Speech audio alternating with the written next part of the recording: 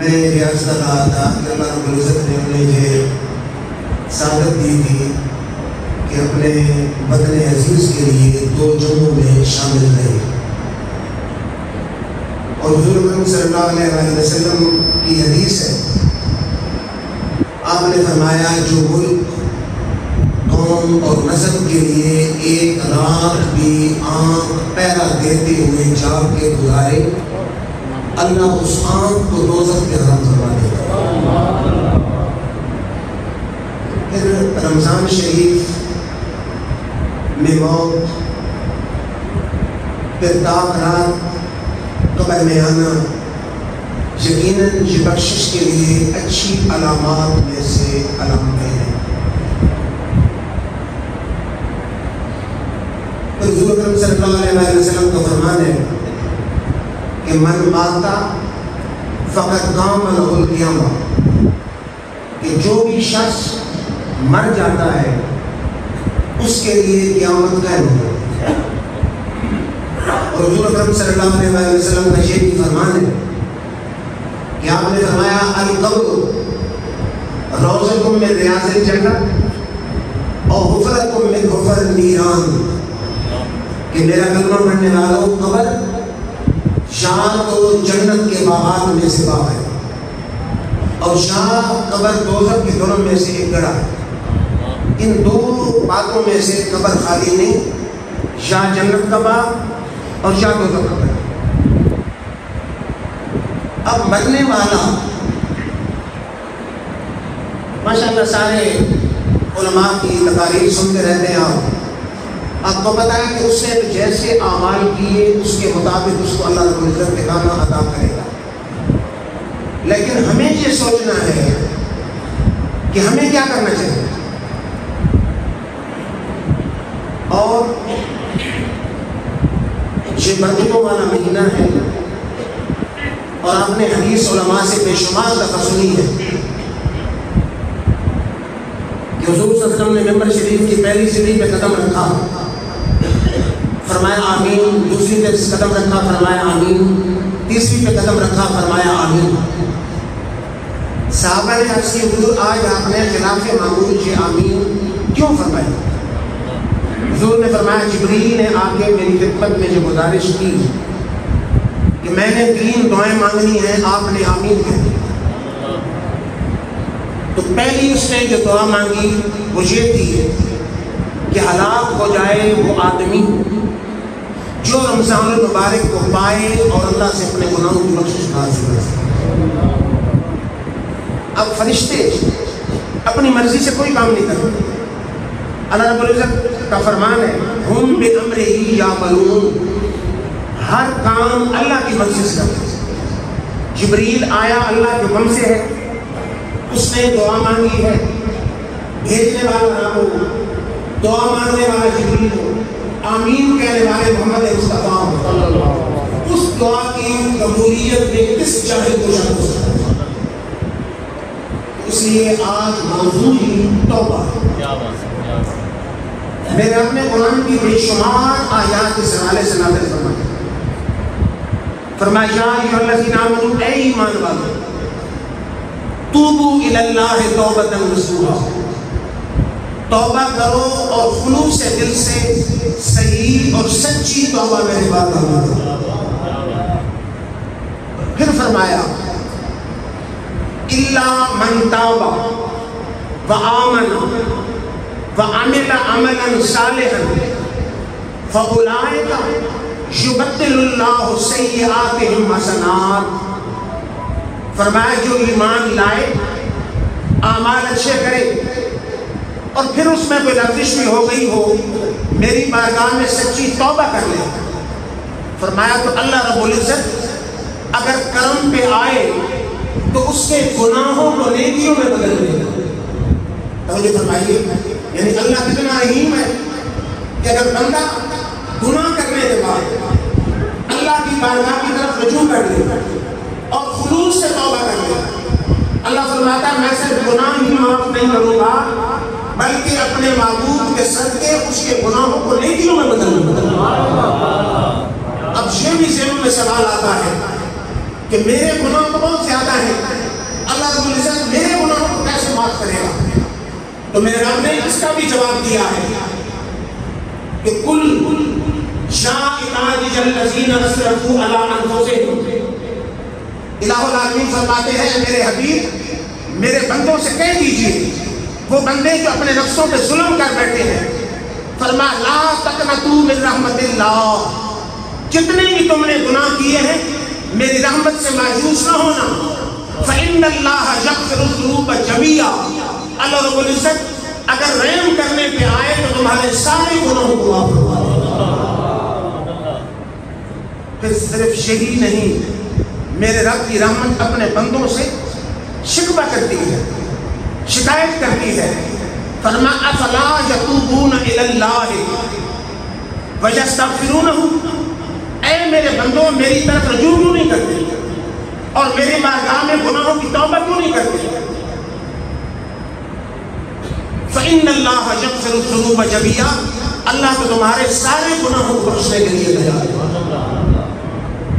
پھر توجہ فرمائیے، ہم تو اولیاء اللہ کو ماننے والے ہیں۔ شیخ عبد القادر جیلانی غوث سمدانی فرماتے ہیں کہ توبہ ہر خاص و عام پہ فرض عین۔ کسی نے پوچھا حضرت توبہ کیوں ضروری ہے؟ فرمایا یا تو اس نے اعضاء کے ساتھ گناہ کیے ہوں گے، یا اگر اعضاء کے ساتھ گناہ نہیں کیے تو گناہ کا ارادہ کیا ہوگا، اگر اعضاء کے ساتھ بھی گناہ نہیں کیے، گناہ کا ارادہ بھی نہیں کیا تو برے وسوسے اس کے دل میں آئے ہوں گے، اور اگر کوئی ایسا خوش نصیب ہو کہ گناہ اعضاء سے کیے نہیں، گناہ کا ارادہ بھی نہیں کیا، برے وسوسے بھی نہیں آئے، تو کم از کم اللہ کی معرفت کے حصول میں اس نے غفلت دکھائی ہوگی۔ تو اس لیے توبہ ہر خاص و عام نیک اور گناہگار بندے پر فرض عین ہے۔ پھر میرا رب کتنا رحیم ہے کہ بندہ گناہ کرے، اب ایک آدمی میرا ملازم ہو، میری نافرمانی کرے، جب میرے پاس آئے کہ میں معذرت کرتا ہوں تو میں ناراض ہوں کہ کون ہے تو معذرت کرنے والا، کیا معذرت ہے؟ لیکن میرا رب کا ساری کائنات بلکہ ماں سے بھی بڑھ کے اپنے بندوں سے پیار کرنے والا۔ حضور نے فرمایا للہ اشد فرحا لتوبۃ عبدہ حین یتوب الیہ، فرمایا چاہے جتنا بھی بندہ گناہ کر لے، جب گناہ گار گناہ کرنے کے بعد رب کی طرف رجوع کرتا ہے تو اللہ تعالیٰ بہت ہی زیادہ خوش ہو جاتا ہے۔ گناہ کرنے کے بعد بھی بندہ اگر رب کی طرف رجوع کرے تو حضور نے فرمایا للہ اشد، اشد اسم تفضیل ہے، بہت ہی زیادہ اللہ خوش ہوتا ہے کہ جب ایک گناہ گار اللہ کے حضور اپنے گناہوں کی توبہ کے لیے حاضر ہو جاتا ہے۔ پھر اس امت پر میرے رب کا کرم ہے کہ 100 سال کا بوڑھا ہو، قبر میں ٹانگے ہو، اللہ کے حضور آئے اور کہے یا اللہ میں گناہوں کی معافی چاہتا ہوں، تو رب اس کے بھی گناہ بخشنے کے لیے تیار ہے۔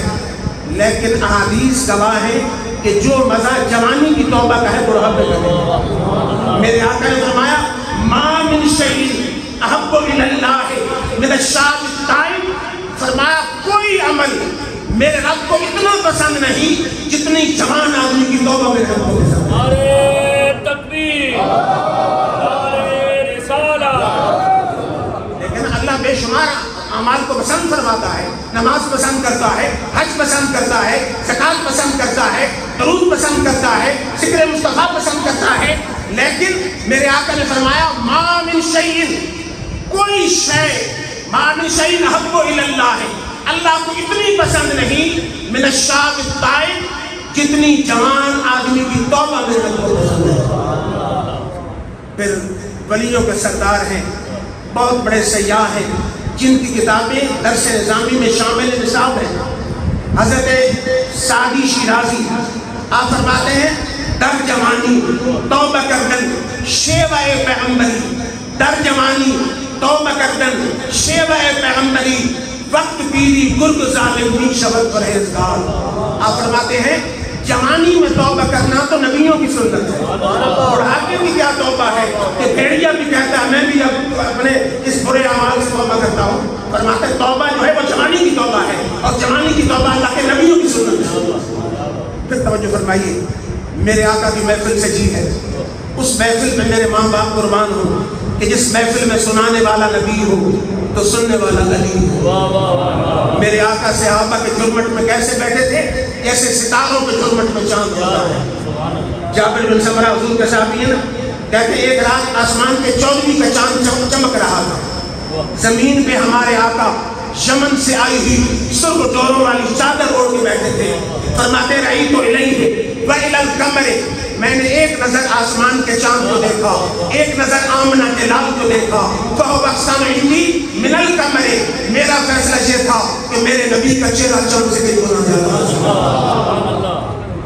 حضور تشریف فرمائے، صحابہ کی محفل سجی ہے۔ آپ نے فرمایا صحابہ، کوئی آدمی سفر کر رہا ہو، اونٹنی پہ اس کا پانی اور کھانا لدا ہو، خود سوار ہو، لکھوں تک صحرا ہو، صحرا میں کچھ دیر آرام کے لیے لیٹے، جب جاگ کے اٹھے تو اونٹنی غائب ہو، وہ کتنا پریشان ہو؟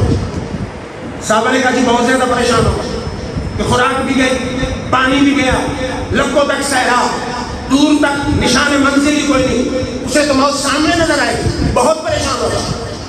فرمایا اگر اچانک اونٹنی مل جائے تو خوش کتنا ہو؟ صحابہ نے کہا کہ اس کی خوشی کی انتہا نہیں ہوگی، اسے اپنی نئی زندگی نظر آ رہی ہوگی۔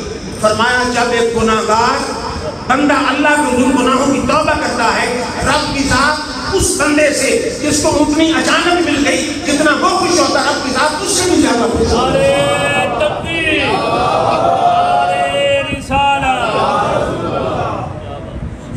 یہ بخاری کی حدیث ہے کہ میرے رب نے فرمایا آدم کے بیٹے،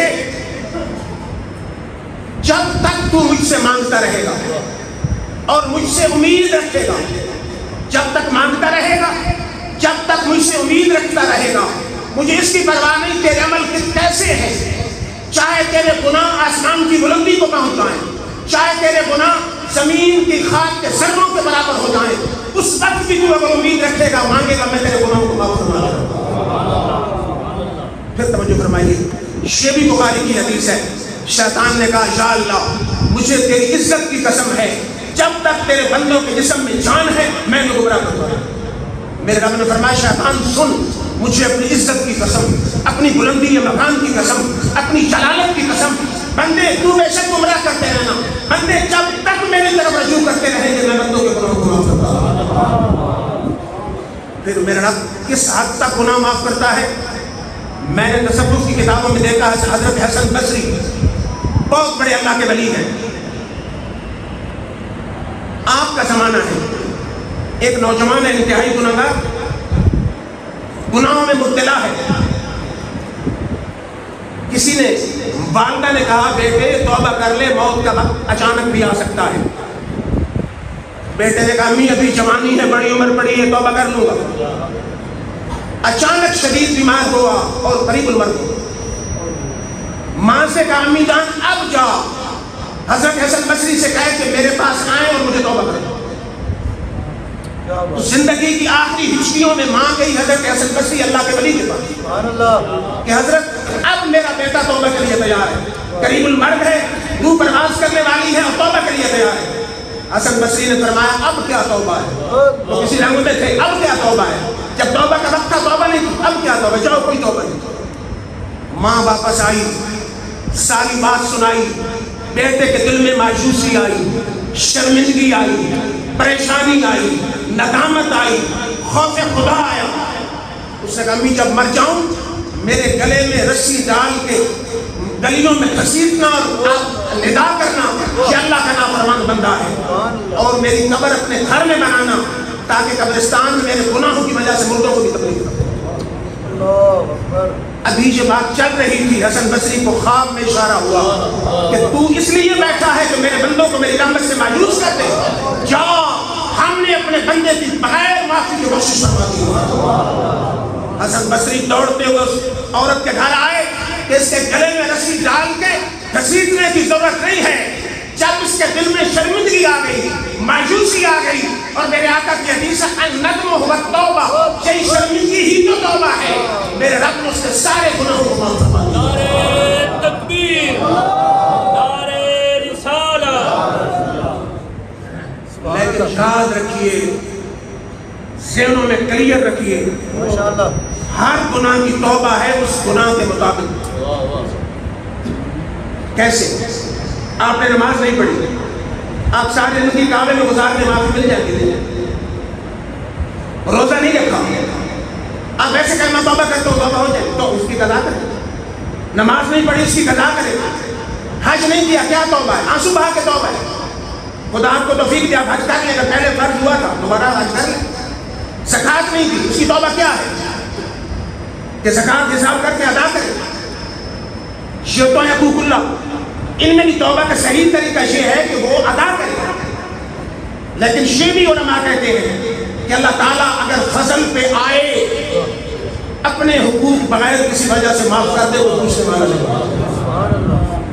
بخاری کی حدیث ہے کہ انتہائی گناہ گار مر گیا، کسی نے پوچھا کہ آپ میں کیا ہے؟ اس نے کہا میرے رب نے بخش دیا۔ پوچھا کس وجہ سے بخش دیا؟ اس نے کہا زندگی میں کنویں پہ گیا، کتا پیاسا مر رہا تھا، میں نے پانی جوتے میں ڈال کے اس کو پلایا، قبر میں پہنچا، فرشتوں نے کہا تو دوزخ کے قابل، لیکن الہ العالمین فرماتے ہیں تو نے میری مخلوق پہ رحم کیا، جا مجھ پہ رحم کیا۔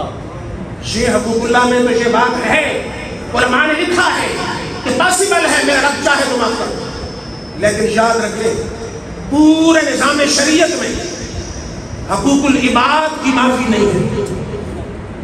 اگر آپ نے کسی کو گالی دی ہے، کسی کا دل دکھایا ہے، کسی کا مال کھایا ہے، کسی کی زمین دبائی ہے، کسی کی چوری کی ہے، کسی سے مال چھینا ہے، جب تک بندہ معاف نہ کرے اللہ نے معاف نہ کرے۔ لکھ لیں، نظریات کلیئر کر لیں، حقوق العباد کی معافی کبھی نہیں ہے۔ میں نے پورے جہاں تک میرے مطالعے کا تعلق ہے پورے نظام شریعت کا مطالعہ کیا، صرف ایک شہید ہے پورے نظام میں، کوئی عالم، کوئی مفتی، کوئی پیر، کوئی ولی، کوئی غوث، کوئی کتب، کوئی ابدال، کوئی کارخانہ دار، کوئی سیاستدان حقوق اللہ تو معاف ہو سکتے ہیں، حقوق العباد معاف نہیں ہوگا۔ شہید کے متعلق ہے کہ میرا رب چاہے اوروں کے حقوق العباد معاف نہیں کرنا، لیکن شہید جب آئے گا حقدار آئیں گے، میرا رب فرمائے گا اس نے میرے رستے میں جان دی ہے، آؤ میں اپنے خزانہ رحمت سے تمہارے حقوق پورے کروں۔ اب رہ گئے شہید کے علاوہ جن کے حقوق ہیں ان کے ساتھ کیا ہو؟ توجہ فرمائیے، بخاری اور مسلم کی حدیث ہے، میرے آقا کی محفل سے کہ آپ کے پاس صحابہ غریب کون ہے؟ صحابہ نے کہا غریب وہ ہے جس کے پاس پیسہ نہ ہو۔ حضور نے فرمایا صحابہ وہ غریب نہیں ہے۔ انہوں نے کہا کہ پھر آپ فرمایا غریب کون ہے؟ حضور نے فرمایا غریب وہ ہے جو قیامت کے میدان میں رب کی بارگاہ میں آئے، نماز، روزے، حج، زکوٰۃ، ذکر، فکر، اعمال صالحہ کا سٹاک لے کر ابھی رب کی بارگاہ میں کھڑا ہے، حقداروں کی ایک لائن آ گئی، ایک نے کہا یا اللہ اس نے مجھے گالی دی ہے، میرا رب فرمایا گا اس کی اتنی نیکیاں اسے دے۔ ایک اور آ جائے گا یا اللہ اس نے میرے فلاں رشتہ دار کو قتل کیا ہے، میرا رب فرمایا گا اس کو اس کی اتنی نیکیاں سے دے۔ ایک اور آ جائے گا اس نے مجھے تھپڑ مارا ہے، میرا رب اتنی نیکیوں سے دے۔ حتیٰ کہ حدیث میں ہے حقدار آتے گئے، نیکیاں فرشتے دیتے گئے، آخر میں فرشتے کہیں گے یا اللہ اس کی نیکیاں ختم ہو گئی اور حقدار باقی ہے۔ حدیث بخاری اور مسلم کی، میرا رب فرمائے گا فرشتوں اگر حقدار باقی ہیں تو حقوق کے برابر حقداروں کے گناہ لے کر اس کے کھاتے میں ڈال، حقداروں کے گناہ لے کر اس کے کھاتے میں ڈال دیے جائیں گے۔ حدیث کے لفظ ہے فَطُّرِ حَقِّ النَّارِ، فرشتے اٹھا کر اسے دوزخ میں ڈال دیں۔ میرے آقا نے فرمایا صحابہ غریب وہ ہے جو اعمال صالحہ لے کر آئے اور لوگوں کے حقوق العباد ادا کرتے کرتے نیکیاں دے کر ان کی برائیاں لے کر دوزخ میں چلا جائے، غریب تو جی۔ تو بہرحال جیسے عرض کیا ہے، اللہ کے فضل و کرم سے اہل سنت والجماعت کا کتنا حسین عقیدہ ہے کہ اللہ سے توبہ کے ساتھ تو کسی کا اختلاف نہیں، اللہ والے کہلانے والے بھی بڑے ہیں، مباحث کہلانے والے بھی بڑے ہیں، توحید پرست کہلانے والے بھی بڑے ہیں، لیکن اللہ کی بارگاہ میں اجتماعی توبہ کی اگر توفیق کسی کو ہے تو اہل سنت والجماعت۔ آج کی بات نہیں، 20 سالوں سے سیال شریف، گولنا شریف، ہمارے دادا جان جمعۃ الوداع کو خاص طور پر لوگوں کو کہا کرتے تھے کہ آؤ. میرے والدین کا فرمایا کرتے تھے کہ سارے سال میں رمضان برکت والا، پھر رمضان میں پہلے عشرے سے دوسرا عشرہ برکت والا، پھر دوسرے سے تیسرا برکت والا، پھر تیسرے سے جمعۃ الوداع برکت والا. آج سارے سال سے سب سے زیادہ برکت والا دن موجود ہے. آ جاؤ. 5 نمازیں اگر تمہاری نماز قضا نہیں ہے نہ پڑھو، نہ بھی پڑھو تو کوئی بات نہیں. اگر تمہارے ذمہ قضا ہے کم از کم 5 نمازیں قضا پڑھو. اہل سنت کا عقیدہ بھی سمجھ لیں. اس کا یہ مطلب نہیں ہے کہ سارے سال نماز نہ پڑھیں اور قضا عمری پر 5 پڑھیں اور ادا ہو. نہیں، 5 پڑھیں گے تو 5 ادا ہوگی. صرف لوگوں کو نماز کی اہمیت جتانے کے لیے، فضیلت جتانے کے لیے کہ جو معاف نہیں ہوتی، اس لیے علماء کہتے ہیں 5 نمازیں قضا پڑھو. 5 نمازیں قضا پڑھنے کے بعد پھر سب مل کے، اب قرآن کیا کہتا ہے؟ میں نے کہا یا اللہ علیحدہ توبہ کروں، فرمایا قبول ہے، لیکن یا ایھا الذین آمنوا توبوا یا ایھا الناس توبوا الی اللہ جمیعا. اے لوگو اللہ کو حضور توبہ کرنا چاہو تو سارے مل کے توبہ کرو. کیونکہ ایک آدمی ہاتھ اٹھائے گا ہو سکتا ہے گناہ گار ہو، 2 ہاتھ اٹھائیں گناہ گار ہو، 4 ہاتھ اٹھائیں گناہ گار ہو، 10 ہاتھ اٹھائیں گناہ گار ہو. کوئی ایک تو ایسا اللہ کا نیک بندہ ہوگا جس کے اٹھے ہوئے ہاتھوں کے صدقے رب سب کی توبہ قبول فرما لے. نعرہ تکبیر، نعرہ رسالت، نعرہ حیدری. یا ایھا الناس توبوا الی اللہ جمیعا. مل کے توبہ کرو. مل کے کرو گے کسی ایک کے صدقے رب سب کی توبہ کو قبول فرمائے. پھر علماء کہتے ہیں 5 نمازیں قضا پڑھنے کے بعد 2 رکعت نماز نفل توبہ پڑھو. 2 رکعت نماز نفل توبہ پڑھنے کے بعد گناہوں کو یاد کر کے آنسو بہاؤ. میرے رب کی بارگاہ میں مسلمان کے اس آنسو کی بڑی ویلیو ہے. حضور نے فرمایا صحابہ، حضور کو پتا تھا زمیندار اور جٹ بھی میرے امتی ہونے، تھن سے دودھ دو لیا جائے واپس جا سکتا ہے؟ صحابہ نے کہا جی نہیں. فرمایا جیسے دودھ تھن میں واپس جانا محال ہے، اسی طرح جس آنکھ سے خوف خدا میں آنسو نکل آئے اس کا دوزخ میں جلنا محال ہے. علماء کہتے ہیں کہ پھر اپنے گناہوں کو یاد کرو. یاد کر کے آنسو بہا کے، آنسو نہیں آتے تو رونے والی شکل بنا لو.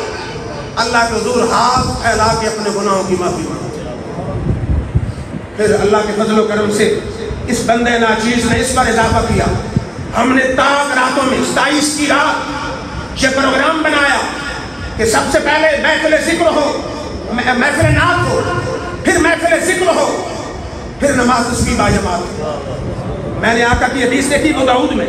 حضور نے فرمایا اے عباس میرے چچا، تمہیں ایک تحفہ دے رہا ہوں جس سے اگلے گناہ بھی معاف، پچھلے بھی معاف، نئے بھی معاف، پرانے بھی معاف، ارادتاً بھی معاف، بغیر ارادے بھی معاف، چھوٹے بھی معاف اور بڑے بھی معاف. نے کہا کیا ہے؟ فرمایا نماز تسبیح ہے. نماز تسبیح پڑھی جاتی ہے. پھر آپ میں اکثر نوجوان بیٹھے ہیں جو میری اس بات کی گواہی دیں گے، رات کے 1 اور 2 بجے کا ٹائم ہوتا ہے، مسجد نوجوانوں سے بھری ہوتی ہے، مکمل طور پہ بھری ہوتی ہے. اور اس سے کہتے ہیں کہ لائٹیں گل کر دو. لائٹیں جب گل ہوتی ہیں اللہ کی قسم یوں لگتا ہے جیسا کہ قریبی آدمی مر گیا ہے. میرے آقا کی حدیث ہے کہ ایک آنسو خوف خدا میں نکل آئے اللہ اس آنکھ کو دوزخ میں حرام کر دیتا ہے. اگر آنسو سے دامن تر ہو جائے تو پھر معافی کھا لیا.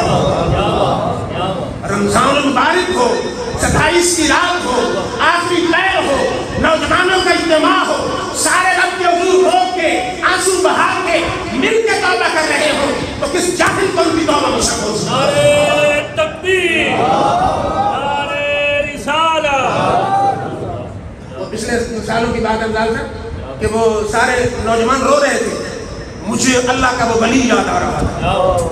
اللہ کے ایک ولی تھے نا بہت مشہور، تو ان کے محلے میں ایک آ گئی رقاصہ، بد کردار عورت، فحاشہ. لوگ وہاں بدکاری کرتے. ان کو پتہ چلا، ایک رات پہنچ گئے. انہوں نے کہا رات کی جو فیس ہے آج میں دیتا ہوں، آج تیری رات میرے نام. اس نے کہا ٹھیک ہے، میں نے تو فیس لینی، فیس لے لی. آپ نے فرمایا غسل کر، نئے کپڑے بدل اور دوسرے مسلح پہ میرے ساتھ بیٹھ جاؤ. اس نے غسل کیا، کپڑے بدلے، مصلی پہ بیٹھ گئی، فرمایا کلمہ شہادت پڑھ لے، اس نے پڑھ لیا، فرمایا یا اللہ بدکاری سے ہٹا کر غسل کروا کے نئے کپڑے پہنا کے کلمہ شہادت پڑھا کے تیری بارگاہ میں پیش کرنا میرا کام ہے، گناہ معاف کرنا میرا کام ہے۔ تکبیر، نعرہ رسالت، نعرہ حیدری۔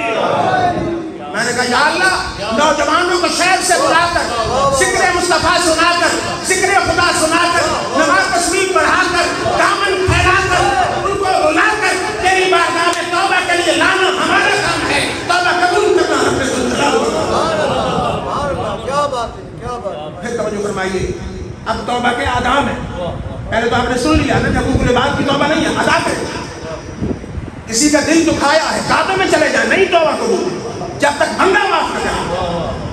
دنیا میں معاف کرا لیں بہتر ہے، بجائے اس کے کہ قیامت میں آپ کو اپنی نیکیاں دینی پڑے گی۔ توبہ کے آداب 3 ہیں۔ یا ایھا الناس توبوا الی اللہ جمیعا، اکٹھی توبہ کریں، پہلی بات۔ دوسری بات ہے والذین اذا فعلوا فاحشۃ او ظلموا انفسهم ذکروا اللہ، گناہ کر بیٹھے تو پہلے اللہ کا ذکر کریں۔ جب توبہ کا موڈ ہو کیا کہیں؟ اللہ کا ذکر، قرآن کی تلاوت کریں، کلمہ شریف پڑھ لیں، درود شریف پڑھ لیں، استغفار پڑھ لیں، اللہ کا ذکر کریں، کیونکہ بسا اوقات ذکر سے ہی گناہ معاف ہوتا ہے۔ میرے آقا کی محفل سے جی ہے، ایک صحابی آیا، اس نے کہا جی میں نے لفظش کی ہے، کوئی تعزیر بتائیں، حد بتائیں۔ حضور نے فرمایا بیٹھ جاؤ، بیٹھ گیا۔ حضور کے پیچھے اس نے نماز پڑھی، جب فارغ ہوا اس نے کہا جی میں نے عرض کیا ہے تو تعزیر لگائیں، حد لگائیں، میں نے غلطی کی ہے۔ میرے آقا نے فرمایا تو نے ہمارے پیچھے نماز نہیں پڑھی؟ اس نے کہا جی پڑھی ہے۔ فرمایا اب کہو نہیں سنا، اقم الصلاۃ طرفی النہار وزلفا من اللیل فإن الحسنات یذھبن السیئات، جب نیکیاں آتی ہیں برائیاں خود بخود مٹ جاتی ہیں۔ جب تو نے ہمارے پیچھے نماز پڑھ لی ہے، نماز کی برکت سے اللہ نے تیرے گناہ کی سیل کو مٹا دیا۔ صحابی بڑے سمجھدار تھے، انہیں پتا تھا کہ بعض دفعہ آقا کا خصوصی اختیار ہوتا ہے، اس لیے کہ یہ ریپ دے دیتے ہیں۔ اس نے کہا علیشہ رسول اللہ اور لکل امت، یہ مہربانی، یہ رعایت، یہ کنسیشن صرف میرے لیے یہ ساری مشکل ہے کہ گناہ کر کے آئے نماز پڑھے اور گناہ مٹ جائے۔ میرے آقا نے فرمایا کل امتی جمیعہم، میری ساری امت کے لیے رب کا یہی قانون ہے، گناہ صغیرہ کر کے آئے گا نماز پڑھے گا، نماز کی برکت سے گناہ صغیرہ اللہ مٹا دے گا۔ کتنے آداب آ گئے، اللہ کا ذکر کریں۔ دوسری بات ہے کہ والذین فعلوا فاحشۃ او ظلموا انفسهم ذکروا اللہ فاستغفروا لذنوبہم، پھر گناہ کی معافی مانگیں۔ یا اللہ میں گناہ گار سیاکار پر تو رحمان و رحیم، تو میرے گناہ کو معاف کر دے۔ کیونکہ جب دل میں شرمندگی آئے، یہی شرمندگی تو توبہ ہے۔ حضور نے فرمایا ندم ہو توبہ، یہ شرمندگی توبہ، شرمندگی آئے، پریشانی آئے، اللہ کا خوف آئے۔ اور آخری ادب جو توبہ کی قبولیت پہ مورِ تصدیق ثبت کرتا ہے وہ کیا ہے؟ توجہ فرمائیں۔ کیا ہے کہ ایک ہمارا بڑا کلیئر عقیدہ ہے کہ اللہ کی بارگاہ میں ڈائریکٹ توبہ کرے تو صحیح ہے۔ اللہ فرماتا ہے ادعونی استجب لکم، مجھ سے مانگو میں دوں گا۔ اجیب دعوت الداعی اذا دعان، جب بندہ دعا مانگتا ہے قبول کرتا ہوں۔ لیکن ایک ایسا طریقہ بھی ہے جس سے دعا ضرور قبول ہو جائے۔ وہ کیا طریقہ ہے؟ فرمایا وَلَوْ أَنَّهُمْ إِذْ ظَلَمُوا أَنفُسَهُمْ جَاءُوكَ فاستغفر اللہ واستغفر لهم الرسول لوجدوا اللہ توابا رحیما۔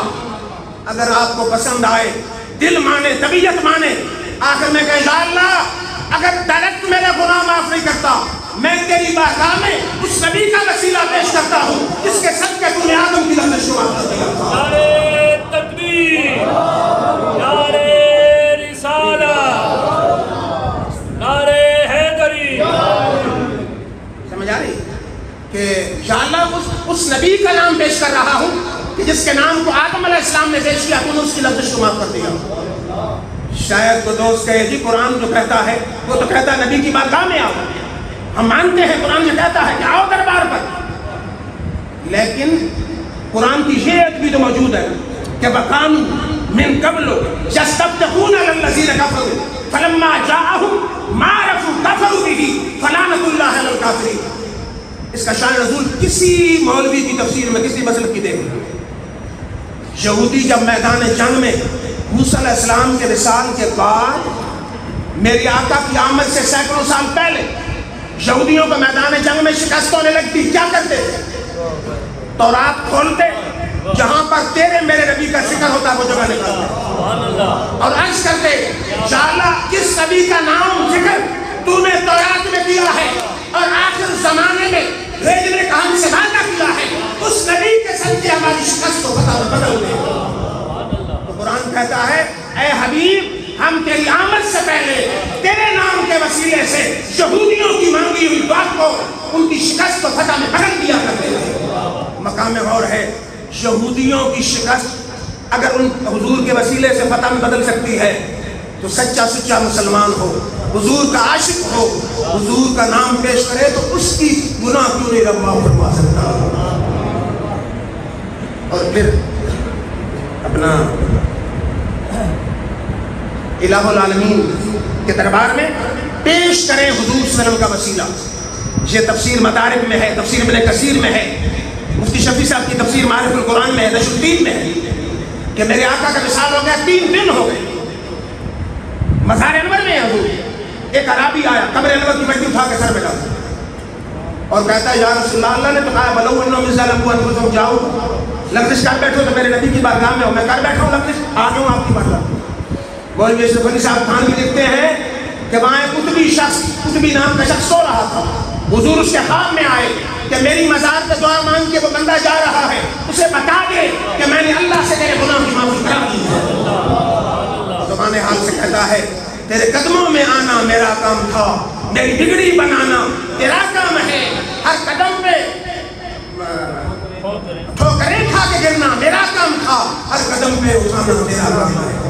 پھر اللہ کے فضل و کرم سے کل 21 رمضان تھی، علی شیر خدا کی شہادت کا مہینہ. شہر سنت کی سچائی کی دلیل ہے. ہم صرف ذکر اصحاب ثلاثہ نہیں کرتے، ابو بکر صدیق عمر فاروق عثمان غنی کا ذکر، اور صرف ذکر علی بھی نہیں کرتے، ہم چاروں اصحاب کا ذکر کرتے ہیں. میرے آقا نے فرمایا، حدیث ہے ترمذی میں، کیا حدیث ہے؟ فرمایا لا یحب علی منافق ولا یبغضہ مؤمن. فرماؤ میرے غلاموں یہ ہو ہی نہیں سکتا کہ منافق علی سے محبت رکھے اور یہ بھی نہیں ہو سکتا کہ مومن علی سے محبت رکھے. اور یہ حدیث بھی ترمذی میں ہے کہ صحابہ کہتے ہیں کننا نعرف المنافقین ببغضہم علیٰ. ہم علی رضی اللہ تعالیٰ عنہ حضرت علی کرم اللہ وجہہ کی بغض کی وجہ سے منافقوں کو پہچان دیتے تھے کہ منافق کون اور مومن. اور کون علی؟ میرے آقا نے فرمایا کہ انا مدینۃ العلم وعلی بابھا. فرمایا میں علم کا شہر ہوں، علی اس کا دروازہ ہے. لیکن یہ بات بھی ذہنوں میں رہے، حدیث بخاری میں حضرت ابو حنفیہ آپ کے بیٹے محمد بن حنفیہ آپ کے بیٹے، آپ نے آپ سے پوچھا ای الناس خیر بعد النبی صلی اللہ علیہ وسلم. ابا جان اس امت میں حضور کے بعد سب سے افضل کون ہے؟ سوال کرنے والا محمد بن حنفیہ علی شیر خدا کا بیٹا ہے، جواب دینے والے علی شیر خدا خود ہیں. آپ نے فرمایا ابو بکر. کہا ثم من؟ فرمایا ثم عمر. پھر عمر ہے. پھر محمد بن حنفیہ فرماتے ہیں ثم خشیت ان اقول ثم من فیقول عثمان فقلت ثم انت. پھر مجھے ڈر ہوا اگر میں کو اس کے بعد کون ہے تو کہیں گے عثمان. میں نے کہا پھر آپ ہیں. سوال کا پیٹرن بدلا، پھر آپ ہیں. آپ نے فرمایا ما انا الا رجل من المسلمین. فرمایا میں نہیں، میں تو عام مسلمانوں میں سے مسلمان ہوں. تو اہل سنت کا اجماع ہے. حضرت مجدد فسانی لکھتے ہیں، حضرت اعلیٰ حضرت فاضل بریلوی لکھتے ہیں، اور اہل سنت کے عقیدے کی ایک ہی کتاب ہے. اہل سنت کی عقیدے کی ایک ہی کتاب ہے جو علماء دیوبند علماء سنت دونوں کے مدارس سے پڑھائی جاتی ہے. اس میں کیا لکھا ہے؟ افضل البشر بعد الانبیاء ابو بکر الصدیق ثم عمر الفاروق ثم عثمان ذو النورین ثم علی. فرمایا حضور کے بعد اس امت میں سب سے افضل ابو بکر صدیق ہیں، پھر عمر فاروق ہیں، پھر عثمان غنی ہیں، پھر علی شیر خدا. پھر علی شیر خدا کا عقیدے کی بات کو سنائیں کہ حضور کا قدم کتنا ہے. صلح حدیبیہ لکھا جا رہا ہے، حضور نے فرمایا علی معاہدہ لکھ. نے لکھا بخاری کی حدیث ہے من محمد رسول اللہ، مولانا محمد رسول اللہ کی طرف سے، بخاری کی حدیث ہے۔ کافروں کے قاصد نے کہا رسول اللہ مٹاؤ، رسول اللہ مان لے تو جھگڑا ہی کوئی نہیں۔ حضور نے فرمایا علی مٹا دے۔ علی نے فرمایا میں کوئی 24ویں صدی کا ملا نہیں ہوں کہ علی کا نام مٹا دوں، فرمایا لکھنا ہے تو علی لکھے گا، مٹانا ہے۔ نعرہ تکبیر، نعرہ رسالہ، نعرہ حیدری۔ فرمایا لا ابہو ابدا یا رسول اللہ، علی کے ہاتھ نبی کا نام لکھنے کے لیے بنائے گئے ہیں، مٹانے کے لیے۔ کیا بات، کیا بات، سبحان اللہ۔ پھر کون علی؟ آخری بات، بڑا ٹائم ہے ابھی، افطاری دونی ہے 58 منٹ بعد۔ پھر وہاں دیکھیں گے کہ کس وقت کھانا ہے۔ ایک بات آخری، علی کا عشق رسول کتنا ہے۔ شفا میں قاضی اعجاز نے لکھا میرے آقا نے یہ جو اثر آپ نے پڑھی ہے پڑھ لی ہے، علی نے پڑھنی ہے۔ فرمایا علی ذرا کھول بچھاؤ، میں آرام کرنا چاہتا ہوں۔ علی نے نماز پڑھنی ہے، عقل بولی نماز ہے، عشق بنا یہاں امام الانبیاء ہے جس کے آرام میں نماز پڑھنا۔ علی نے گود بچھائی، حضور علی کی گود میں سر رکھ کے آرام کرنا۔ ہمارا چشتی ذوق ہے، ابو صاحب بھی جانتے ہیں، قوالی والے لوگ ہیں کہ میں روحانیت کے جام سے مخمور بیٹھا تھا، چھپا کر اپنے دامن میں خدا کا نور۔ منظر کیا تھا؟ منظر ناصر صاحب منظر کیا ہے؟ علی کی گود ہے، میرے آقا کا مدوحہ کا مکھڑا ہے، واللیل کی زلفیں ہیں، گود میں پریشان ہے، میں روحانیت کے جام سے مخمور بیٹھا تھا، چھپا کر اپنے دامن میں خدا کا نور بیٹھا تھا۔ زمین پر عرش والا کے نشان معلوم ہوتے تھے، علی کی گود میں دونوں جہاں معلوم ہوتے تھے۔ ایک نظر آسمان کے سورج پہ، قرآن کی آواز آتی حافظوا علی الصلوات والصلاۃ الوسطیٰ، نماز اثر کا خیال رکھنا۔ حضور کے چہرے پر نظر پڑتی ہے، قرآن کی آواز آتی ہے لا ترفعوا اصواتکم، یہ وہ بارگاہ ہے آواز اونچی عمل برباد۔ صحابہ عقل کے بندے نہ پیش کے بندے تھے۔ فیصلہ ہوا انہوں نے کہا پوچھا کہ نمازیں کیا قضا ہو نکاحوں کی قضائیں کیا؟ پنجابی شاعر آیا ماشاءاللہ، ہر طرف نعتخانی نعتخان بیٹھے ہیں، حضور کے عاشق بیٹھے، اس نے کہا کاف قاضی اب کھول کتاب رسا، کاف قاضی اب کھول کتاب رسا، کچھ وقت نماز لیا رہا ہے، کچھ پیش امام اذان کی کھل کھول میری سرکار آ گئے، ایک بیت تو ہن فرض لڑھے، میری سوچ تو پانی تار آ گئے، ناشاد نماز پر قضا پڑھسوں اٹھی ادب کرو سرکار۔ جب نماز قضا ہو گئی سورج ڈوب گیا، ہماری طرح نہیں تھے کہ کئی نمازیں ختم، ایک نماز قضا ہوئی، علی کی آنکھ سے آنسو چلے، میرے آنسو میری قمیص پہ آتے ہیں، آپ کے آنسو زمین پہ آتے ہیں، میں ان آنسوؤں کی عظمت کو سلام کہتا ہوں جو گرتے ہیں تو چہرے مصطفیٰ پہ۔ حضور کے چہرے پہ گرے، حضور جاگے، فرمایا کیا بات ہے؟ انہوں نے کہا جی نماز قضا ہو گئی۔ کوئی دنیا کا علامہ مجھے حدیث سے دکھا سکتا کہ میرے آقا نے کہا مجھے جگایا ہو۔ حضور نے فرمایا گھبرا نہیں، ہاتھ اٹھا لیے، اللہم انا لیجن فی طاعتک و طاعت رسولک، یا اللہ علی تیری تابعداری میں تھا، تیرے رسول کی تابعداری میں۔ فرمود علیہ شمس، سورج لوٹا۔ اب سوال ہے علی اللہ کی تابعداری میں تھے، اللہ کی تابعداری میں نماز پڑھنی ہو نماز پڑھو گے، اس کا مطلب ہے حضور اشارہ کر رہے ہیں میرے حکم پہ نماز پڑھنی پڑے تو پڑھنی اللہ کی تابعداری، میری نیند پہ نماز قربان کرنی پڑے تو نماز قربان کرنی اللہ کی تابعداری ہے، کیونکہ دین کا بنکر ساتھ محمد مصطفیٰ۔ شیعوں کا امام آیا، شاہ احمد رضا خان آیا، فرماتے سورج الٹے، پاؤں پلٹے، چاند اشارے سے ہوتا، دیکھ لے اندھے منکر قدرت رسول اللہ۔ دنیا الفاظ میں اجازت جو